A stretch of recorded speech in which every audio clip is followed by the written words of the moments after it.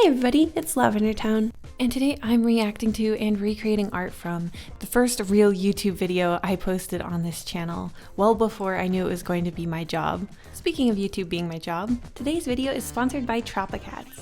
It's a free mobile match 3 game that you can play anytime you have a free second. Basically, you have a little cat village that you're trying to repair by playing different levels of this match 3 game. I'm already way past level 60, so clearly I've been enjoying it. It's just got a really cute aesthetic, it's very chill, and I personally just get really satisfied when I see these really long combos where they keep matching up over and over because you dropped it at the right place. I don't know, it just like really works for me. If you want to play it, check the link in the description, and thank you so much to Tropicats for supporting the channel. So here it is, my very first real YouTube video that I posted on here. Let's take a look at it first. Hi there, this is Lavender Town, and today we are going to be drawing Melanie Martinez. So yeah, that's the first thing I really noticed about this video is that I was so sick, so I sound pretty much nothing like myself. It's really weird. This is actually my first YouTube video where I am speaking over the drawing as well as having music, and there's 2 reasons why I'm doing this now. My voice is wobbling in this video because I'm so nervous. And I think it looks a lot better and more natural than like the default round. I can't believe how long I used that default round brush, that's terrible. So the way that I'm coloring this, in the first part of the video, and now I'm just selecting them.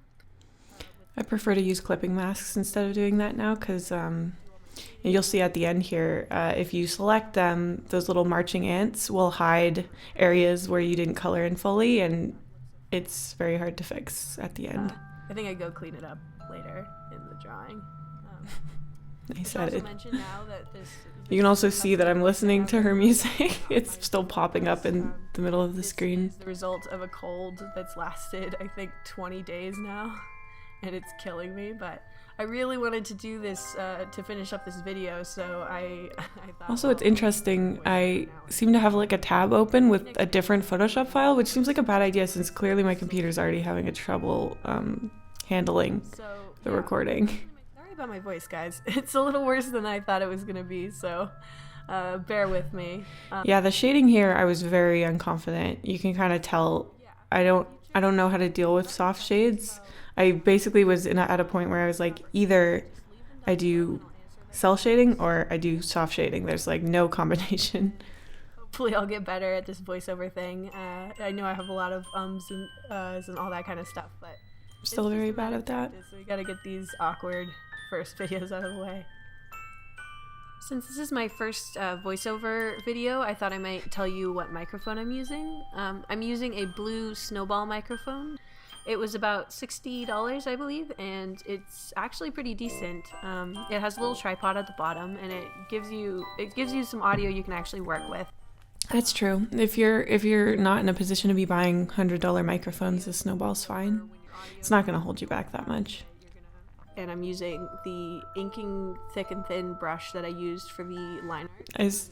I still use that inking thick and thin brush basically every single time I draw. Just to put them in, and that can get just to put them in. Or the fork or the blocks. It just allows stuff to look more hard and more glossy. So I finished that up, and now I'm coloring the lines. So I love how I'm still trying to make a tutorial even though I'm so unconfident. And I go in and just draw a darker color that's similar to the color of whatever I'm drawing over the line art of. So like a darker skin color for her arms, a darker teddy bear color for the teddy bear. That kind of teddy bear color? Overall, the a brown? That I think you're talking about brown.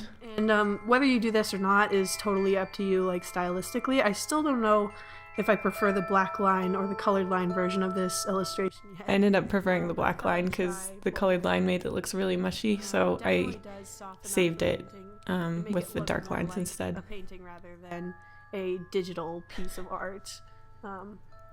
Wrapped up the painting, so I'll just show you. This is my sketch that I worked from. Originally she was holding a microphone, but I changed it in the ink to a knife. Sort of a nod to her Alphabet Boy video that she just released. Man, I was such a fangirl. It's always nice to go back and look at all the steps you took before. after you finish the I actually like this part. I think I should do this in my future videos. I'll just show you some details now of the final. So Oh my god, see, there's so many little white specks anywhere the lines get close to each other.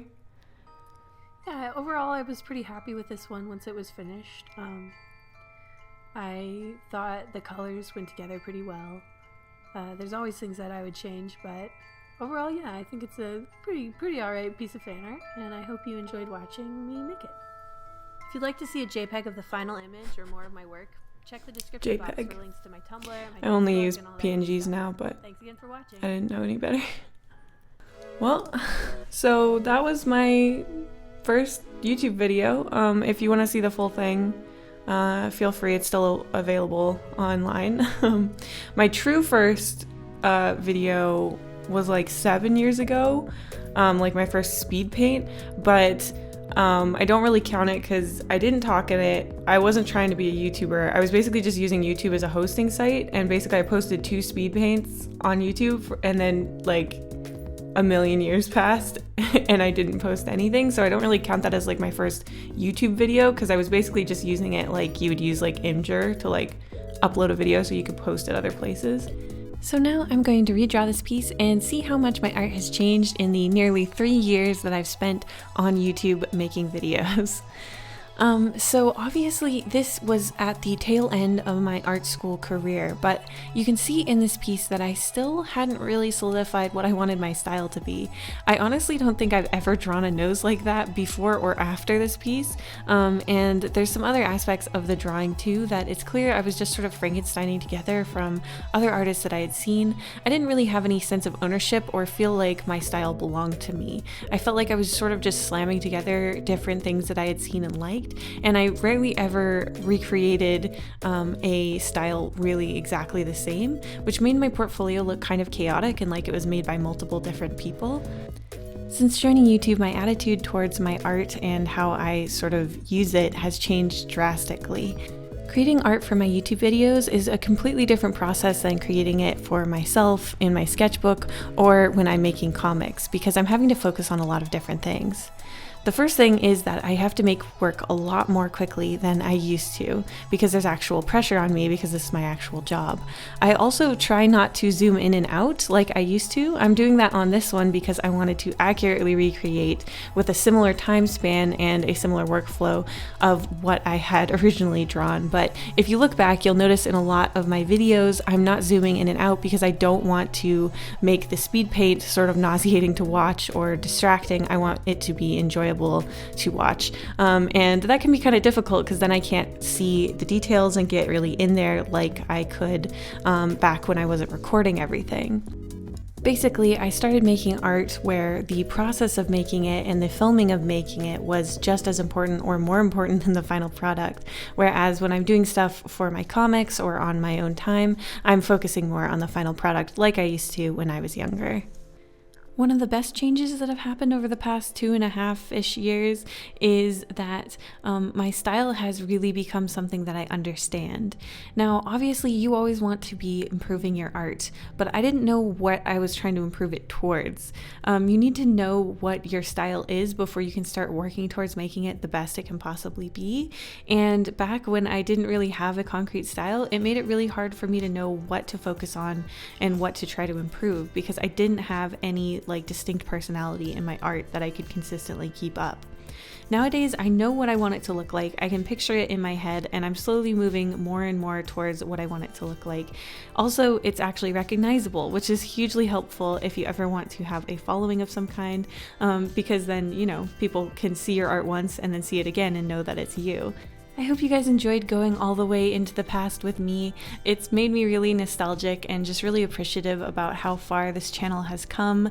I was so shy and so insecure back then, and I feel like finally I'm really starting to understand where I want my art to go and focus on the things that I really like the best. And it's only thanks to you guys that I'm able to dedicate so much time to drawing. So I honestly just want to say thank you so much, and I'll see you in the next one. Oh, and thank you again to Tropicats for sponsoring this video. Thank you so much to my wonderful patrons, including Bella Story, Blue Boy, Calpumpone, Clockwork Construct, Dionysus Hadrilis, Dr. Casket, Elizabeth Album, Imagine Creations, JJ Jade, Joseph Copel, Justin, Carla Tapia, Katie Marigold, Kier, Kyle D. Metz, Leblablabla, Midnight Doodles, Micah Dactyl, Moosadeer Rachel, Nora Cornelison, Okamore, Ollie, Rosie Warlock, Sergeant Pendulum, The Artsy Moose, Your Boy ST, and Zoe Stardust.